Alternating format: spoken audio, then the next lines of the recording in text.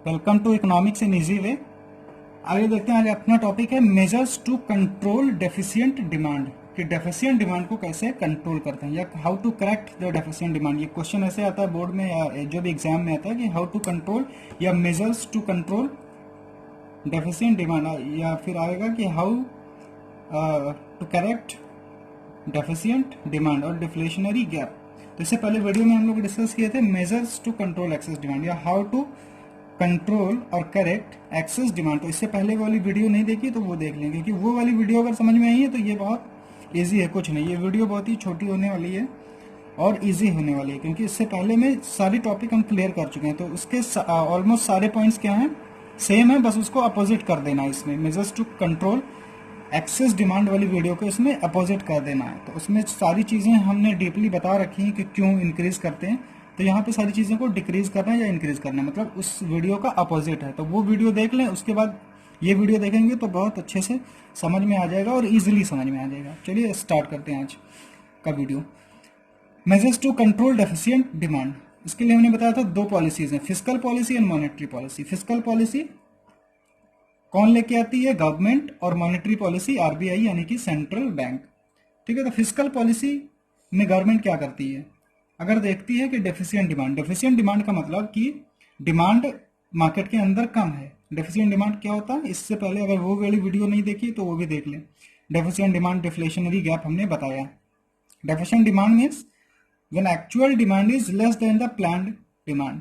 When actual demand is less than the planned AD, मतलब हमने सोचा था कि 100 का डिमांड करेंगे, 100 यूनिट का, बट एक्चुअली हमने किया 80 का डिमांड, जो है किया 80 का। तो ये क्या है, 20 जो आया वो एडी आया। ठीक, डिमांड क्या आया, 20 का जो आया ये डेफिशिएंट डिमांड है। तो इस डेफिशिएंट डिमांड को हम कैसे हैंडल करते हैं, तो डेफिशिएंट डिमांड का मतलब क्या है कि डिमांड इकोनॉमी के अंदर कम है, तो डिमांड को कैसे बढ़ाया जाए, कैसे इंक्रीज किया जाए, इसके लिए दोनों लोग एफर्ट करते हैं, गवर्नमेंट भी और आरबीआई भी। इसको डिफ्लेशन भी बोलते हैं, यानी कि जब कोई चीज़ की डिमांड नहीं होगी मार्केट में तो उसकी प्राइसेस, वो चीज़ सस्ती होगी। ठीक है, तो कैसे गवर्नमेंट इसको हैंडल करती है, number 1 increase in government spending. Government अपनी स्पेंडिंग बढ़ाती है।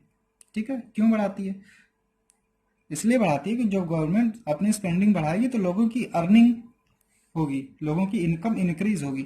गवर्नमेंट स्पेंडिंग कैसे बढ़ाती है, वो रोड बनाती है, बहुत सारे प्रोजेक्ट लॉन्च करती है, कॉलेज बनाती है, हॉस्पिटल बनाती है, तो उस पर लोगों को एम्प्लॉयमेंट मिलता है। जब लोगों को एम्प्लॉयमेंट मिलेगा, लोगों के पास पैसे आएंगे तो वो खर्च करेंगे, तो जब खर्च करेंगे तो डिमांड हमारी बढ़ेगी। क्यों, क्योंकि लोगों के पास जब पैसे नहीं होंगे तो वो क्या डिमांड करेंगे, तो जब पैसे नहीं होंगे तो डिमांड कम होती है। तो इसीलिए गवर्नमेंट अपने स्पेंडिंग को बढ़ाती है, गवर्नमेंट ज़्यादा पैसे खर्च करती है, ज़्यादा प्रोजेक्ट लॉन्च करती है, जिससे लोगों के पास पैसे आए और वो डिमांड करें, तो वो जो डेफिशिएंट डिमांड की सिचुएशन होगी वो कंट्रोल हो जाएगी, यानी कि करेक्ट हो जाएगी, डिमांड हमारी बढ़ी जाएगी।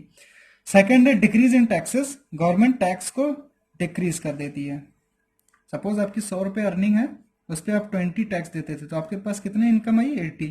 अब गवर्नमेंट ने इसको बढ़ा दिया, सॉरी डिक्रीज कर दिया, तो अब 100 पे आपको 10 ही टैक्स देने हैं, तो अब आपके पास 90 आ रही। तो पहले आप 80 की डिमांड करते थे, अब आप 90 की डिमांड करेंगे, तो अब ज़्यादा मार्केट के अंदर डिमांड आएगी, तो ये जो डेफिशिएंट डिमांड थी वो करेक्ट हो जाएगी, यानी कि हमारी डिमांड इंक्रीज हो जाएगी। यही हमको करना है। अब आते हैं मॉनेटरी पॉलिसी आरबीआई। जो मॉनेटरी पॉलिसी कौन लेके आती है, आरबीआई। इसमें दो चीज़ें हैं, क्वांटिटेटिव और क्वालिटेटिव। क्वांटिटेटिव का मतलब होता है instruments which impact all the sectors of the economy and qualitative which impacts the selective sectors of the economy। तो क्वांटिटेटिव हम लोग देखते हैं decrease in bank rate. Bank rate क्या करती है, आरबीआई डिक्रीज कर देती है। बैंक रेट जब डिक्रीज करती है, बैंक रेट होता है the rate at which RBI provides loan to the commercial bank. तो जिस रेट पे आरबीआई कॉमर्शियल बैंक को लोन देती है, तो सपोज वो 10% पे कॉमर्शियल बैंक लोन दे रही है, आरबीआई कॉमर्शियल बैंक को लोन दे रही है 10%, तो कॉमर्शियल बैंक कितने पे देगी, 12% पे, तो लोग लोन 12% पे लोन लेंगे। अगर आरबीआई इस रेट को 8% कर देगी तो कॉमर्शियल बैंक इसको 10% पे पब्लिक को देगी। तो पब्लिक को पहले 12% पे लोन मिलता था, अब 10% पे लोन मिल रहा है, तो पब्लिक क्या करेगी, अब पहले से ज़्यादा लोन लेगी, पहले से ज़्यादा लोन लेगी तो ज़्यादा स्पेंडिंग करेगी, तो ज़्यादा डिमांड आएगी, तो ये इस तरीके से डेफिशिएंट डिमांड की सिचुएशन कंट्रोल हो जाएगी। इसका मतलब इसका आंसर कैसे लिखेंगे, in case of deficient demand RBI decreases the bank rate, and if the bank rate decreases, then the people will take more loan and they demand more as compared to earlier. So the situation of deficient demand controlled. ठीक है।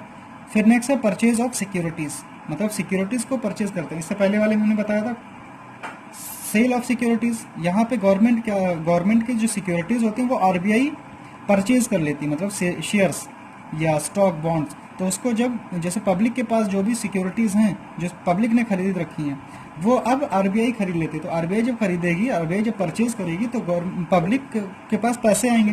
तो public के पास पैसे आएंगे तो public क्या करेगी, उसको स्पेंड करेगी, खर्च करेगी। तो डिमांड हमारी फिर से इंक्रीज होगी। डिक्रीज इन LRR होता है लीगल रिजर्व रेशियो। जैसे हर एक बैंक को अपने पास रिजर्व रखना पड़ता है। तो रिजर्व सपोज पहले 100 रुपीज़ रखने पड़ते थे, 100 में 50 रुपीज़ रखने पड़ते थे। कितना लोन दे देगी बैंक, 50। अब इसको डिक्रीज कर दिया गया कि अब 100 में रिजर्व हम बैंक को 30 रुपीज़ रखने, तो अब वो 70 रुपीज़ लोन देगी, ज़्यादा लोन देगी, ज़्यादा लोगों के पास इनकम आएगी। पहले 50 लोन देते थे, अब जब ज़्यादा लोग 70 लेंगे, 70 रुपीज़ लोन देगी तो लोग ज़्यादा लोन लेंगे। ठीक है, तो ज़्यादा लोन लेंगे, ज़्यादा डिमांड करेंगे, यानी कि इकोनॉमी के अंदर मनी सप्लाई बढ़ेगी। और जितनी ज़्यादा मनी सप्लाई होगी तो हमारी जो डिमांड होगी वो ज़्यादा होगी।